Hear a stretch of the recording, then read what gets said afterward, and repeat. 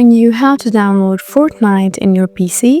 So it's really easy, so let's get right into it. So what we need to do is open your browser first, so it's really easy. So just select any of the browser that you want to open. I'm going to be choosing Safari.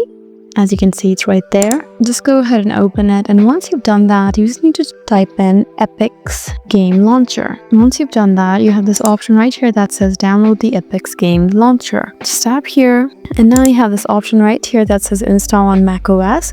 Since this is my device, I'm seeing this, but if you have Windows, Android, or any other device, you'll see that as well. Just tap here and tap on allow. So as you can see, it's installing. Just open it, and you just need to transfer it to applications, and now you have Epic's Games Launcher. Just open it and tap on open. So you will see this page now. So it's downloading the update. So once you've downloaded, you'll see the sign in option. If you already have that account, just do it. If not, then you can just sign in later or create an account. So after you're here, you'll have all sorts of games. So you just need to find Fortnite. So as you can see, Fortnite is right there. Just tap here, and now you have this option right here that says download. So that's all you really need to do. Just use Epic's Game Launcher to download Fortnite. So there you go. You can also download art souls of other games. It's completely up to you. I hope this video was helpful for you. Please leave us a like and drop us a comment down below, and we'll see you again in our next video.